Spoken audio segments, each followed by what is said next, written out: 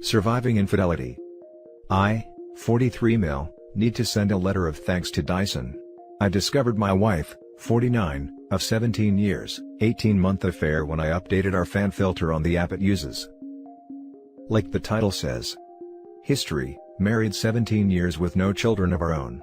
She's been divorced once and had 2 daughters that I helped to raise, now 28 and 23, prior to our marriage. We've really only had minor bumps and issues, in my opinion. We've had an open-door type of communication with each other. Whether it be work issues and venting, or actual issues, or just how we are feeling. Often, we will just talk on the couch about life and philosophy in general. I've felt that we had a great connection and a pretty heavy, fulfilling bedroom life. We are both in good shape and maintain a healthy lifestyle. I work in the medical field and due to things being what they are, have been putting in a decent amount of overtime over the past 5 months. She works in a legal consultancy and has been working from home for the past 5 months. Which has made things a bit distant, but on our days off, we are tight. Changed the filter on the Dyson fan in our bedroom last night. Asked wife if I could use her phone to update the app, in order to reset the change filter alert. Mine was on the charger next to the front door. I noticed she had put on a pattern unlock, and, kind of wanted to ask her what that was about. As I was finding the app on her phone, a notification for Snapchat popped up. My stomach dropped immediately as I read the small tag, "I'll bring the special toy," it said. My brain understood the words. But my mind just stopped functioning. She asked what was the matter, after I guess several minutes of me just sitting and staring at the bedroom fan. My wife has an obligatory quarterly out-of-town meeting, that puts her 2 states away for 5 days every business quarter. I knew it was about this coming trip Monday. I've perused Reddit for years anonymously. I've read hundreds of stories that began like this, and never once have I thought about it being me that would sit on my bedroom floor and be in such a cold, dumbfounded state. I recovered and said, "Oh, just getting info about the IP and router." That's how the fan communicates through the app. I have a Chromebook that she logged into Facebook yesterday. I took a week vacation short notice. My supervisor is a cool chick, and once I laid it out what I may have discovered and have to do, I'm going to need time off. I've been up all night reading her chats. She left to go to the office just now and I made sure the Google location history was on, and Find My Phone was active. I'm so suspicious of everything she does now I can't look at myself in the mirror. She doesn't know I saw the message notification. I logged onto the messaging system that Verizon uses and have signed in under her number and name. There are at least 15,000 that date back to February of last year. Messages, memes, flirty pics and some adult-rated ones too. She stopped texting him this way about 3 months ago. Didn't stop texting him, but stopped using the message app through Verizon. I'm guessing they switched to Snapchat because it's discreet. I'm not on any social media in any way, shape or form. I am clueless. I just figured out that you can't log into Snapchat through Facebook, but it just takes an email and password. And she has used this Chromebook to do that. Hell, she used it just 3 nights ago lying in bed next to me rubbing my back while I went to sleep. She messaged him and texted him lying next to me. It's a younger man from work. He is married and has 3 young children. He and his wife have Facebook. I've met him twice. Shook his freaking hand. I'm at a complete loss again and have paced/wondered my house, that I custom built for her, for hours. I almost can't feel anything. What little that I am processing, is just white hot rage. I logged on Snapchat and there it all was. I have called my best friend who has been divorced 3 times, don't get me started on his partner picker, he recommended a vicious lawyer. I plan on recording/saving everything. There's pics of them screwing. I'm sure her phone or his, has video. I desperately want this to be a bad dream. She's said terrible things about me. She's told him my insecurities. She's told him, "I love you." They have made no long-term plans, so this feels like a purely physical relationship. It almost makes it better, but also makes it so much worse. Like she's literally throwing away our life for this. She knows cheating is an absolute deal breaker for me. Our usual routine on the day she leaves for her meetings is, I take her to the airport and drop her off with a long goodbye. I can't even think about what I have to do now. My friend says print out the entire thing and see if I can recover things from Snapchat.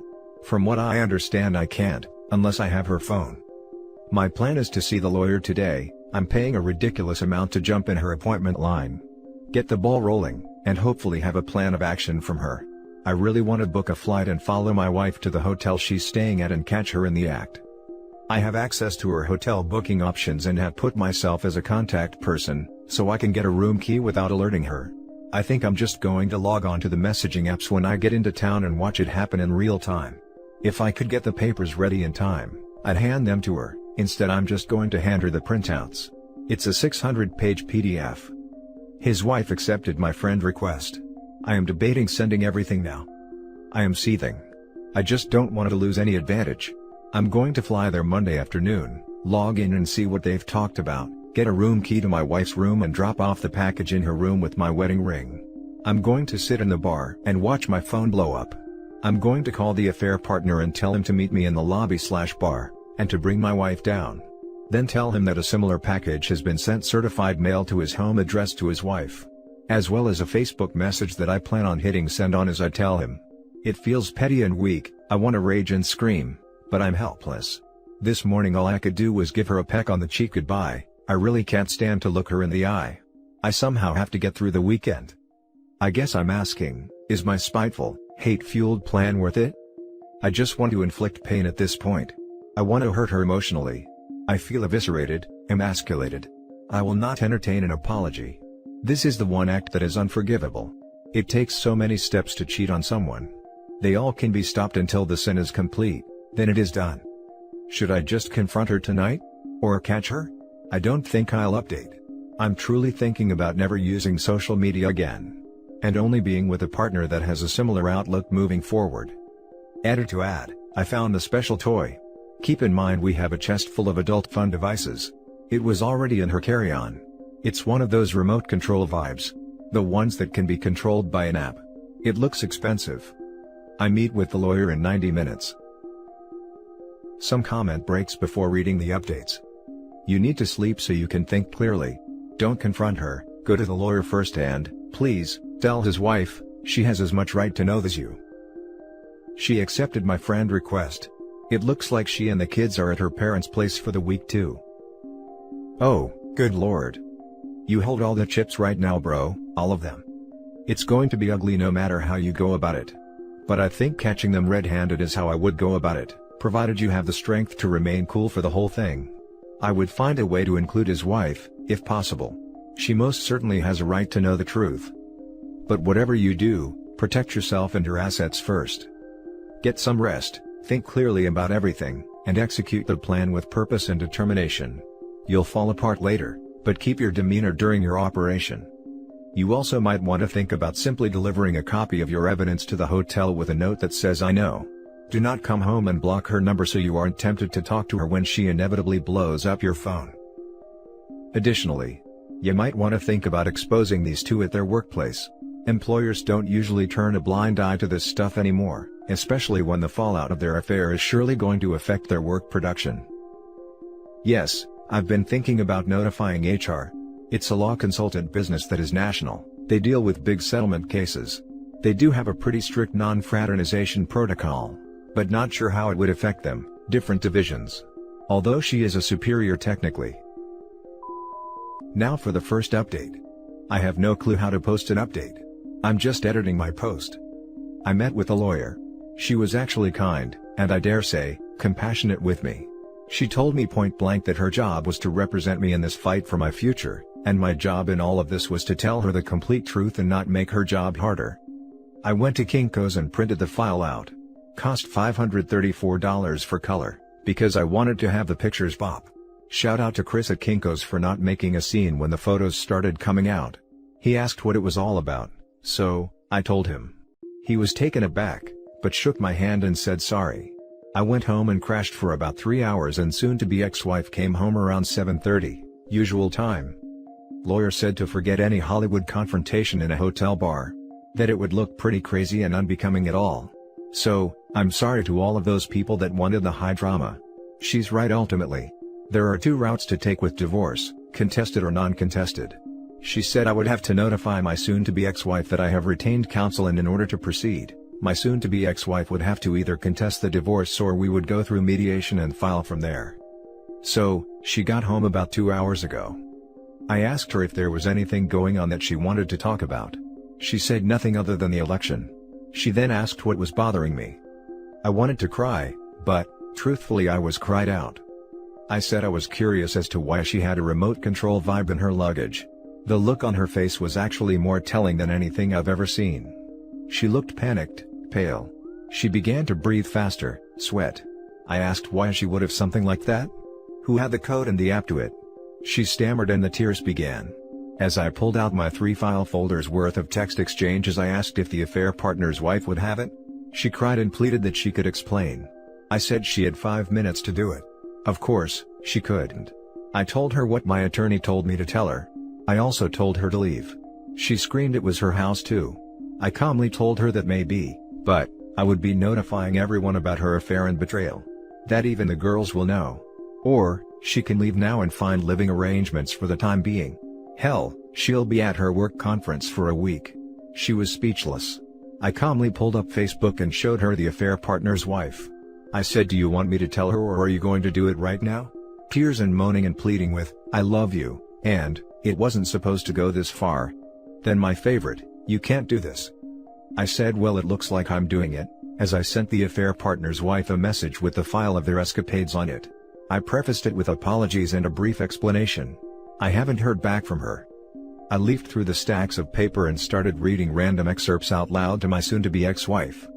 I just wish we could spend the day attached to each other. Just you inside of me. You feel so much more intense than any other woman I've ever been with. She is still sobbing and asking to talk about us. She says our marriage can withstand her mistake. I told her I would never forgive her, her word is crap, and that she threw away the last 17 years. I'm still entertaining the whole tell HR thing, and I am going to tell everyone about her decision to end our marriage by cheating. Thank you to everyone who responded. I feel bad I couldn't respond to all the PMs and responses. I have a therapy appointment scheduled Tuesday. I kind of feel extremely elated, I'm shaking, and incredibly low right now. I kinda want to die. The house is pretty quiet except for her crying and moaning. I told her to not come back after her trip. I'm currently sending friend requests and trying to get everyone on my page. I'm just going to send it to everyone that way.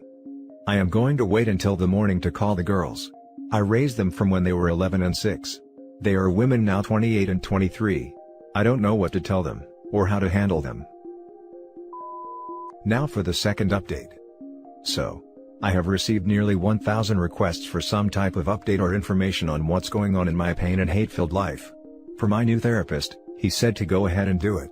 It will help me recenter and focus. To those that kept saying, that's not how Snapchat works, yes, you are correct, she had that running in the background, it was WhatsApp. I don't really give a crap, I saw it.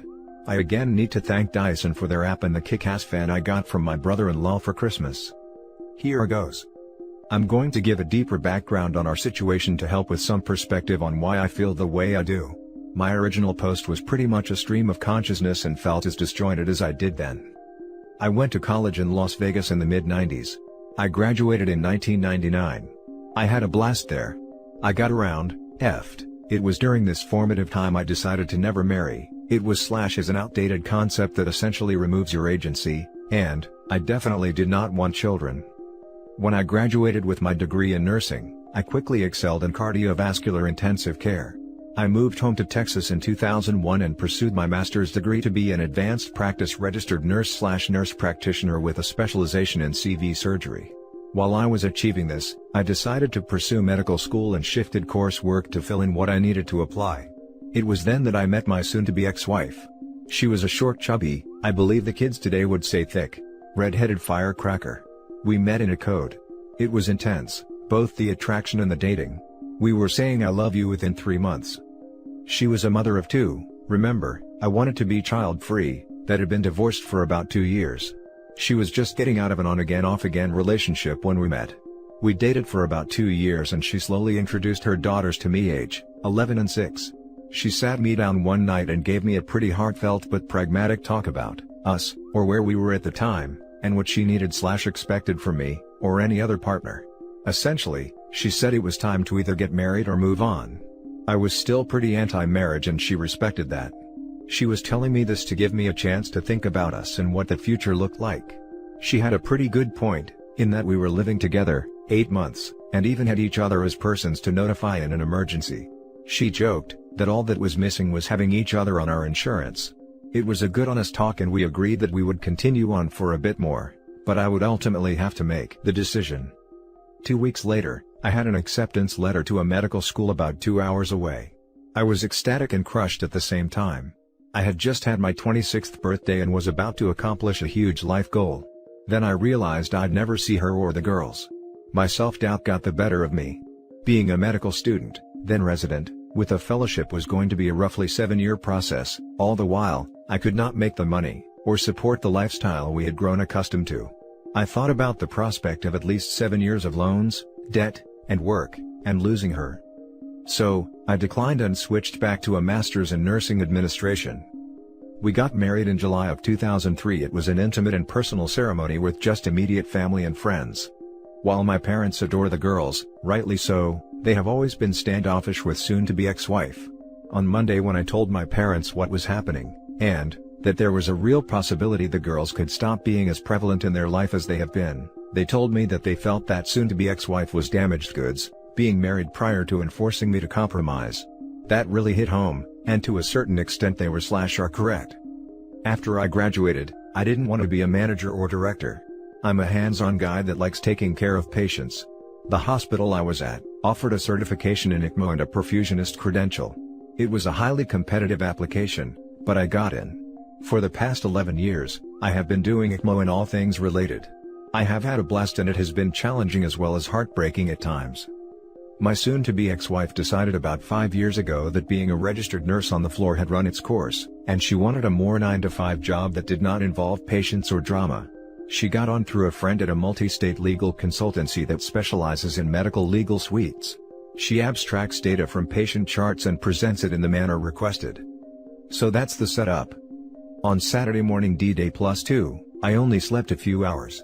I had dark, disturbing thoughts regarding my future and life. I had, still do, thoughts and scenarios of death and violence upon them and myself.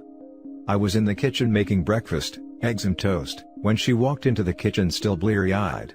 She asked if I would make her some. I threw it in the trash in front of her. I then proceeded to load up my record player and play music from my youth at an uncomfortable volume to prevent her from trying to talk to me. Real mature, I know. I began paint shopping big time, reading the printout in chronological order. I do and I don't recommend it. By the afternoon I was done with Black Flag and Danzig. I was listening to Torch/Breakup songs by Chris Isaak and Ray LaMontagne. She approached again. This time she was almost indignant, asking what purpose notifying the affair partner's wife served. I stared at her for what felt like an inappropriate amount of time, a bit dumbfounded. I told her point blank that at least she, affair partner's wife, would get the chance to make an informed decision about her future instead of compromising and sacrificing for someone that would betray them so selfishly. I guess my message to the AP's wife was received and things were not good for him. She sat down on the couch and began to tear up and sob. I told her I was cried out, or more correctly, I was so numb that I will do that later, when I am done doing what needs to be done. She asked timidly, all indignation/bravado gone from her voice, what else I had to do. I told her to ruin your life and give you the pain I have now. I told her that if she had any respect for me or love for me, she would open her phone and show me everything. She refused, and said that it didn't matter, and all I would do is hold it against her. I said, there was a part of me, the completionist in me, that wanted to know. She refused and went to the guest bedroom. I found her HR, new hire paperwork from her company. They have a corporate compliance line and I called and left a detailed message. They, soon-to-be ex-wife and affair partner, had discussed client information that also had protected health information with an unsecured, non-approved messaging system. I also informed them that she was his acting supervisor on 2 projects over a certain time that corresponds with the usually inappropriate messages. Lastly, I said that they both use their subsidized phones to transmit explicit materials, pics, texting, videos. That was a big no-no as well. My whole life, I have viewed myself as a peaceful and rational man. This has broken that part of me. I don't know where all of this anger has come from. I am somewhat worried. Like, will it stop? I know in the long run, to get over this, I will have to accept her apology and forgive her for her mistakes. I just don't know if I am capable, and it is worrying to me. That evening I continued to notify family and friends of the situation and her actions. I called a physician friend and requested a favor for a checkup and an STD check. He had questions, I answered. My eyes got heavy around 8. Sunday D-Day +3, I decided to drive to see the girls. They are about 3 hours away. The youngest is still in college for another semester, maybe longer, Thanks 2020. I have been having pretty extreme feelings about them since this began. I have formed a respectful, friendly relationship with them, but not much of a fatherly one. The oldest especially. We are cordial, but there is always that, "you're not my dad," vibe between us. The youngest, not so much, but when they are together, it gets more prevalent. I left early Sunday around 5 a.m., arrived at their condo, their father pays for it, just after 8:45. I had kolaches and good coffee for them. They were immediately worried about their mother before I said anything. I told them point blank the situation and that their mother would probably be moving in the next 3 to 6 months. I can honestly say it was best to do and say this in person. I told them everything. They were disappointed in her. I then told them that I wasn't there to get them to take a side, but they were adults in a special circumstance within our relationship, and if they decided they didn't want to interact or have a relationship with me, that was okay. I would be somewhat let down, but also relieved.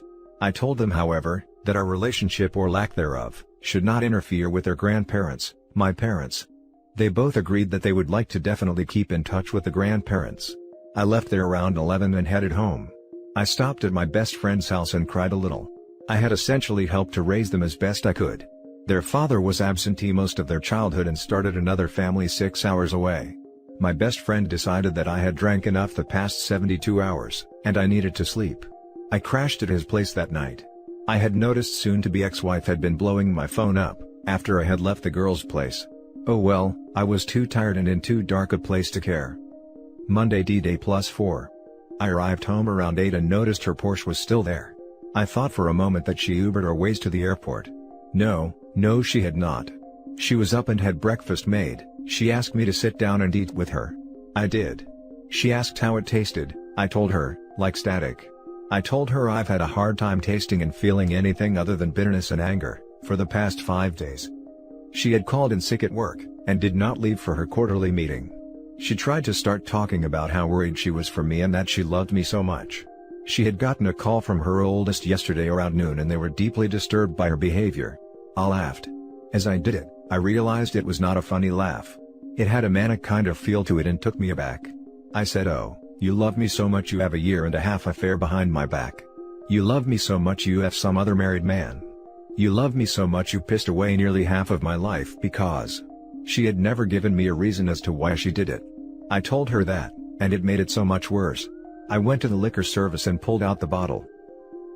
The bottle was an 18-year Glenfiddich that my grandfather bought for us when we got married. It has been / was our tradition to have a small sip on our anniversary night and remember that things get better with time and patience. I chugged the remainder of it. It was about a third of the bottle that was left. I said, "Sorry I didn't offer her any, because she did not deserve any." I went to the bedroom and began pulling all of the pictures off of the wall that had us or her in them. I placed them on the kitchen table. She had left. My attorney, or rather her paralegal, called to notify me the petition for divorce was ready, and I needed to sign off on it before it could be filed and soon-to-be ex-wife would be served within 10 business days. I read it quickly, while very buzzed on premium scotch. He signed and pressed send. I also got a message from the affair partner's wife. She reluctantly thanked me for this horrible but good revelation. She declined to speak with me, but wanted to message me to tell me. She found texts and videos with other women besides my soon-to-be ex-wife. She kicked him out, and was going to an attorney soon. They live in California, he's screwed. I proceeded to listen to music and have a few more drinks. I fell asleep around 4 in the afternoon. I heard her come home around 10, she saw the pile of pictures and things that had at one time meant something to us. She began sobbing and asking me to talk to her. I only asked one question: why? She kept saying she didn't know. I called her vile things and said that she made so many decisions to get to just the first text. It was her that started it. I was pretty loose with my tongue due to being drunk. I laughed at her and started taking off my clothes and said, "You threw away this," pointing to my body. "I'm going to get crap for it, but I'm 6 feet 4 inches and weigh 200 pounds. Up until last week I still jogged and lifted weights 4 times a week, for some pot-bellied needle-d guy that wasn't going to do anything for her." I went to my room and had a shower. When I got out, she was in the bed undressed. She had lit some candles and begged me to F her. I turned on my camera and told her to repeat what she said. I thank everyone who mentioned doing this, just in case, for whatever reason, my arousal did not do a good job of convincing her that I didn't want to. So, I did it. I was not kind. I put her in uncomfortable positions and pounded her. I told her I wanted backdoor action, and I wanted to hear her beg me for it. I recorded it all. I felt so many mixed emotions after. I love her, and I am indifferent to her. I hate her, and I think nothing of her. I want her and feel like I need her, but it hurts me to think of us anymore. We fell asleep together. I woke up kind of hungover, and had a hard time looking at myself in the mirror. Tuesday D-Day +5. Therapy was a 2.5-hour session. Unbeknownst to me, she followed me there and wanted to know what I was doing. I told her I was getting some therapy for the emotional trauma I had, after realizing I had thrown away most of my life on someone who couldn't even give me a reason as to why she would cheat on me. I was a little loud and teary-eyed. My soon-to-be new therapist saw most of the exchange. I called her horrible names and told her I wished her dead. Needless to say, my session was intense. He prescribed some sedatives for me and I had another shorter appointment scheduled on Thursday. We discussed my anger and betrayal, my emasculation, my fear of the future. I explained I am terrified of the unknown. Last week I felt like a complete man. I had a vision and goals. I also had a partner to deal with any issues and obstacles. Now, I am a ship without a rudder, or mast. I feel no sense of direction, or power, or means to get away from this. He started explaining the why that I wanted to know. It isn't a single question. It is a series of questions that is pretty interesting. I suppose you can apply it to any behavior that you want to explain the motivation behind it. He said instead I should calmly ask my soon-to-be ex-wife, what within herself gave her permission to do this to me. There were several more to follow up with, but this is what stuck out the most. I told him about the S. He recommended that I lay out explicit ground rules regarding our physical relationship. He ultimately recommended that I don't do it anymore. It would confuse and exacerbate things tremendously, unless reconciliation was my goal. I cried, I raged. I left exhausted. Soon-to-be ex-wife was still outside waiting for me. I walked past her and didn't respond to her questions and pleading. I got a call from the physician's office to get tested and went to that appointment. I told him the short version. He recommended to stop drinking and take the sedatives cautiously. I went home and proceeded to continue removing my things from the house and boxing them up. I have decided I would move out. I called work and requested a face-to-face meeting. The thought of working, or concentrating on legitimate life and death issues is not possible in my current state of mind. I drove to the administrative building at the hospital, met with the team and formally gave my 6 weeks resignation. I have such a niche, specialized job that 6 weeks is kind of a minimum courtesy. I put it succinctly that my soon-to-be ex-wife's actions had caused a stressful home life, and I would be a detriment to patients, the team, and myself, if I continued to remain in this area. I have decided to move away. Far away. I got home after picking up some groceries. It has been about a week since I have had more than a mouthful of food and have existed on liquor and not much else. I took both my therapist's and physician friend's advice and decided to make some food and stop drinking. She was home, sitting in the darkened living room drinking wine. She had organized the pictures and was looking through them. She had put on makeup and was wearing a date night dress. She had been crying a lot. Her makeup was in bad shape. She got up and tried to embrace me. I pushed her gently away and made a production of pulling out my phone and hitting record. She started crying again. She told me the affair partner's wife had called her and told her that he had had other women as well as her. She said that she was so much the fool, and every derogatory name I had called her was right. She begged me to consider us. I said why bother, she didn't when she betrayed me. I told her I was sorry that her lies caught her out, but I felt that she was sorry she got caught, not remorseful for what she did to me. I told her I felt she was sorry that she was going to have to start over, and that she was more upset about that than losing any love she had for me. I said that she abandoned her love for me, or us, 2 years ago when she decided to do this. I kept piling it on her. I informed her of my call to the corporate compliance line and the specific rules she broke. I didn't raise my voice or act angry. I was shaking a bit, but it was like everything was leaving me in a rush. I felt elated and so low at the same time. I felt empty when I was done. I put up the few groceries I had bought and made a small sandwich, then went to bed. She was there again. I pulled out my phone and told her with the recorder going what my therapist had talked about in regards to S. Keep in mind in 17 years. I cannot recall a time when I've refused or declined action from her. I asked her to leave and sleep in the guest bedroom. She refused. I said, fine, I would then. Wednesday D-Day +6. I woke up and she was curled up next to me. I removed myself and did some light exercises. I have been working on my resume and getting applications out. I might be working in Seattle by the end of the year. I love my parents and will miss being 20 minutes away from them, especially as they are becoming elderly. I can't stay in this city. The thought of running into her after this is over is not something I want to entertain. I want to be free, and have no reminders of my sense of loss and my lifetime of compromise. It was a pretty blah day, and it rained off and on for most of it. I met up with my best friend and gave him a rundown over an early dinner. We decided not to drink. My attorney said that me moving away will not affect the outcome of the financials. I am going to live off my PTO until the end of October, and use my half of our liquid savings to relocate and settle. I feel empty and I am trying to laugh at his funny jokes, but it's an effort. I keep finding myself in a deep emptiness that has such a powerful pull. I have never thought about ending my own life, but for the past few days/nights I've had daydreams of what it would be like if I wasn't here. I am going to tell my therapist tomorrow. Soon-to-be ex-wife has been going to the library. I've been watching through Google and reading relationship books. I have been reading Confrontation. It is great stuff. She got a call from her work.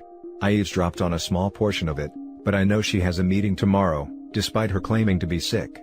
She was in bed again just like the past few nights. I am so conflicted. I just want to feel something, but I feel so little but hate and resentment for her, that the only S I want is sadistic. I'll admit that during the rough S we had Monday, I felt almost a runner's high, but there was a crash, and the next day I was angry at myself. I am doubting myself a small amount in regards to not wanting her back. I know she messed up huge, but I don't know if I can forget it, or forgive it. I am a tangled mess. I told her the ground rules, with my phone recording, in regard to S. I told her that it did not indicate reconciliation, or some covert signal that I wanted that. I told her this is probably hysterical bonding and not healthy. I told her that I was going to not be gentle nor care about her feelings or needs during it. She was teary-eyed, and nodded understanding. She quietly said that she deserved it. She then rolled over and got on all fours. Thursday D-Day +7. I woke up with her spooning me. I laid there for a while and heard her breathing change pattern. I could feel her looking at me. I asked with my back turned what her meeting was going to be about. She said it was an HR representative and it was probably going to be bad. I said yup. She asked what she could do to make us right or equal again. I said nothing. She offered an open marriage on my end. She would not pursue anyone, but I could. I chuckled. No.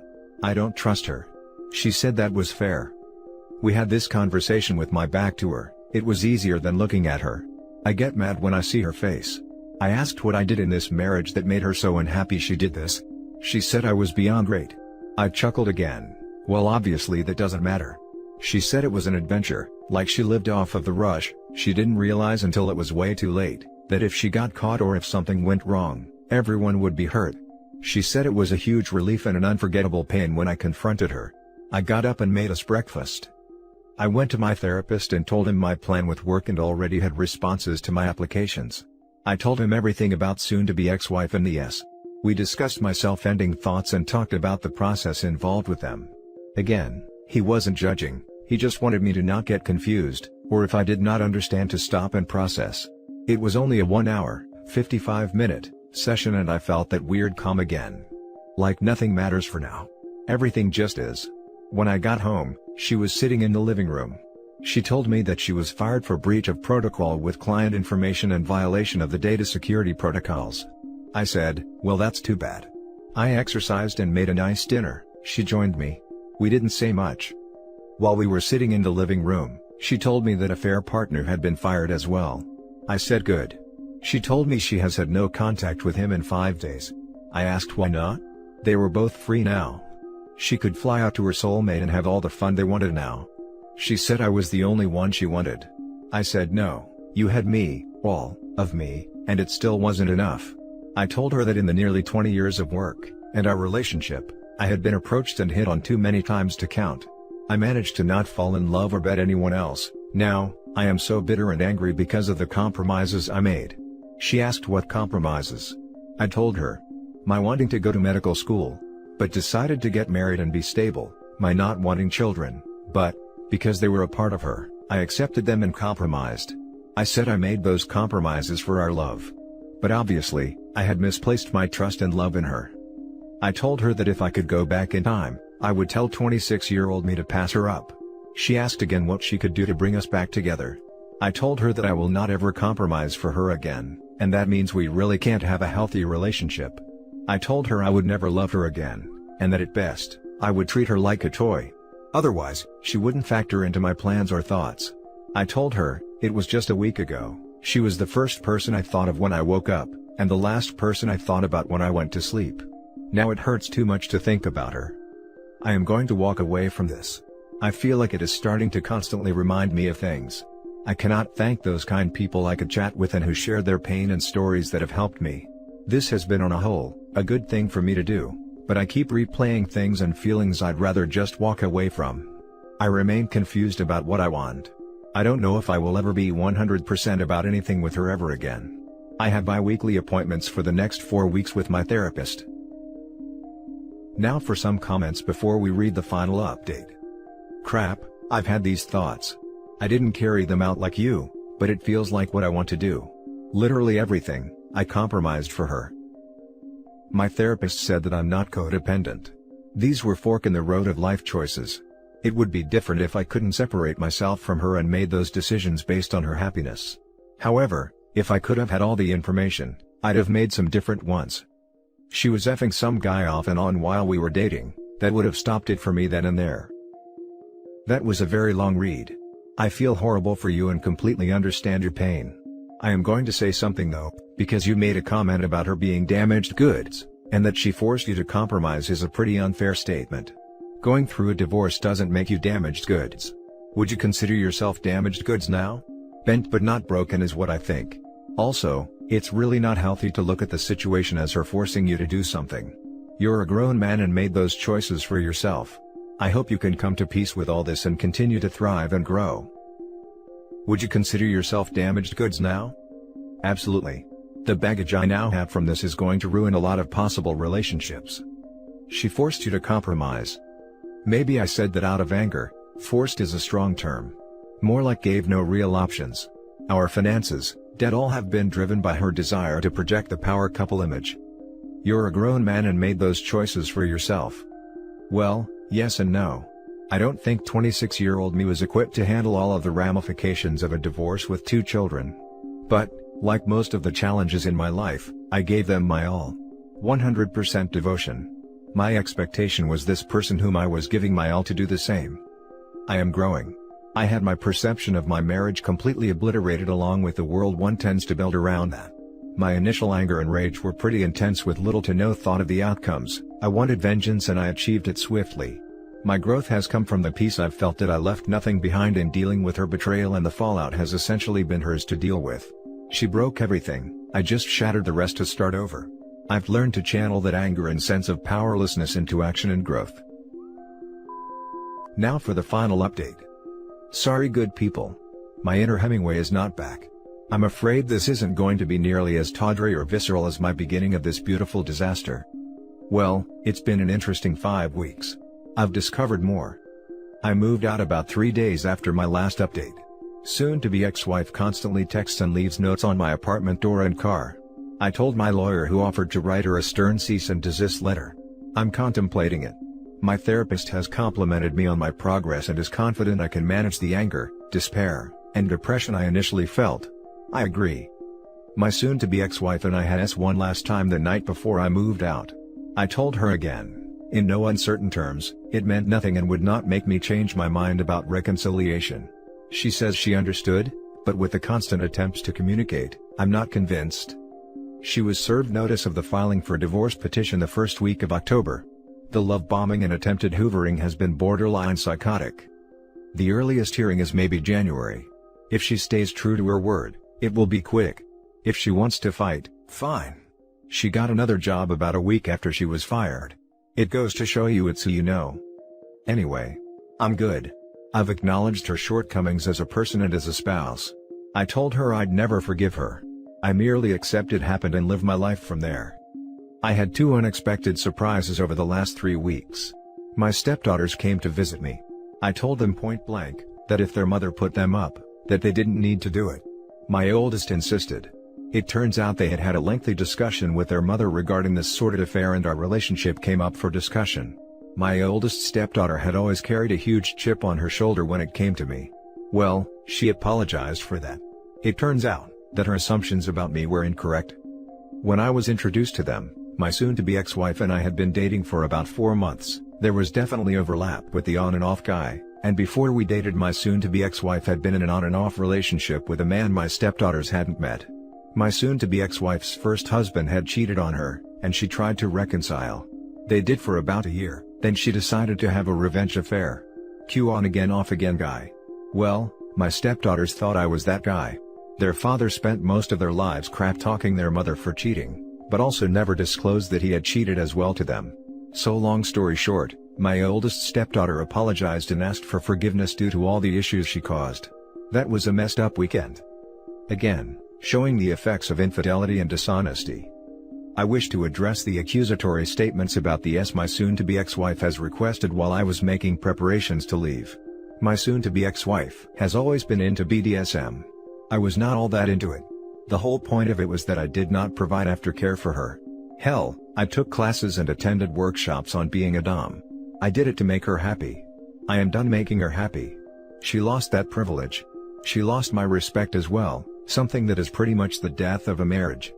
Surprise 2 was a longtime co-worker. She works in another department. I've decided to stay as a PRN worker, as needed / part-time. Well, needless to say, it's been interesting. She found out about my pending divorce and all the gossip in the hospital. I've taken to wearing my wedding ring on a chain now. I told her, after she insisted she take me out for a drink, that one way or another, I wouldn't be around for a lot longer and had zero interest in any type of relationship. She just smiled and squeezed my hand, then told me that she had no intention to be with me forever, she just wanted to bang my brains out and try me on. She's been spending the night a couple times a week and it is something I've enjoyed. She even helped me pack my carry-on, and dropped me off / picked me up at the airport for my interview in Seattle. I crushed that interview. I got a call from a travel agency that also had numerous opportunities for me. I kind of liked the option of the travel gig and just crashing at my parents' between contracts. I'm not certain of what I want to do. It's oddly terrifying to not be responsible for another person and be this liberated basically instantly. My lawyer said that there is no alimony nor spousal support. She also said that it's a no-fault state, so infidelity doesn't affect the actual divorce. However, infidelity with proof does affect the division of assets. She said it might even swing up to 70-30 my favor. The sale of the house is inevitable. I asked a realtor to run comps, and it will be a substantial amount. Not enough to justify 17 years down the drain, but I'm contemplating a 3-month European tour. I'm feeling again and it's been fairly positive. I'm not in the best of places, but definitely not as bad as I could be. Thank you Redditors. Some of you all's chats were amazing, coupled with therapy. This is my last update. I'm going back to lurking anonymously.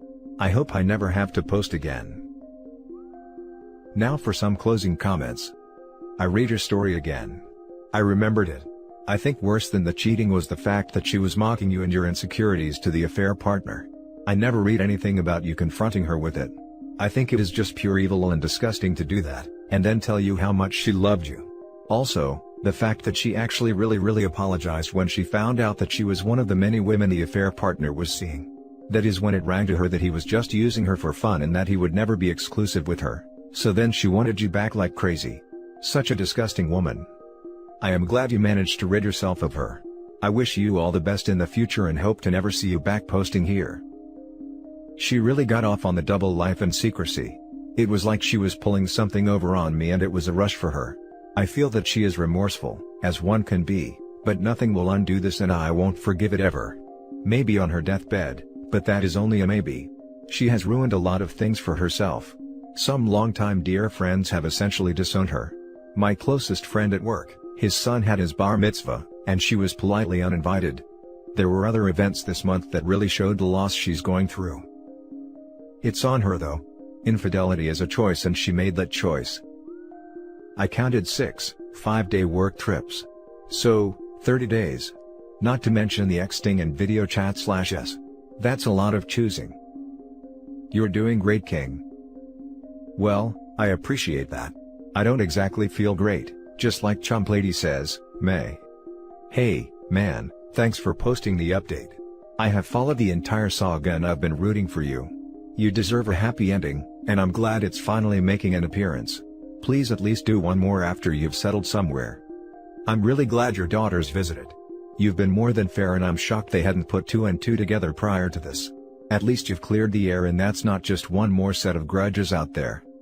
Best of luck to you, and I wish you strength of resolve. I won't bother with something corny like, "You got this," because you clearly do. I feel relieved. I have no delusion we will have much of a relationship moving forward.